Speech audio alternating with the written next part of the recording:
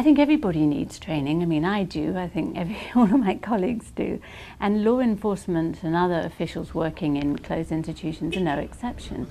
And training gives people a sense of being professionals. Training together helps build team work and also a consistent approach. But more importantly, you need ongoing training, because let's face it, working in a closed institution is one of the hardest, most important things that staff do for the public. And ongoing training can help support the people who have the strength to be the whistleblowers, or who have the strength to just confront their colleagues and say, no, that's not on. I mentioned that these immigration areas are grey areas of detention. They are not regimented. Therefore, wardens or keepers of these detention centers, actually they need a great deal of human rights education. They are not quite fully aware of human rights. And those things we are anxious to call out. People deny food, people made to sleep on the floors, things like that. National human rights institutions need to look at how they can effectively educate both those who've got direct responsibility and duties to those in their care and the wider community. And I think we can do this in a number of ways. I mean, clearly the New Zealand Human Rights Commission is working with, for example, the New Zealand Police to integrate the human rights approach and human rights standards into all aspects of their training and professional development. Similarly, I'm very clear that that needs to happen for prison officers, for correction officers. Equally, it needs to happen for staff and health facilities.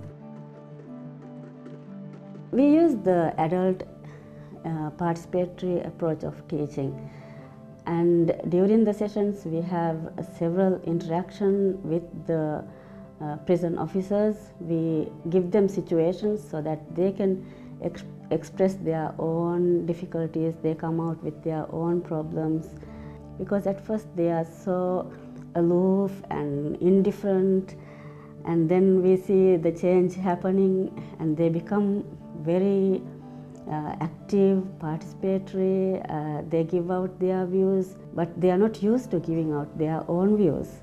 So during these sessions they are very much involved. Once you bring in the training, say that this is torture, the forms of torture that you address, and you say that this is made, you as a person will be made accountable, and that the crime is individual, and that as an official, even if you are given instructions to carry on torture, you will be made accountable. You have to know that this is a crime according to our own legislation, according to international standards, human rights standards.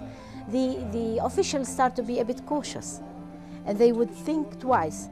We have a weekly trainings. We are implementing these trainings at the police academy, and we have that opportunity to talk, to have that debate, to have that discussion through these trainings with the officers, with the directors of the prisons, and this is very important. And they know that we are talking from our experience in the ground, because we are somehow now they start to look at us as as partners, and they want to make that changes with us, because they start to say that you know about human rights standards and issues, and you can assist us.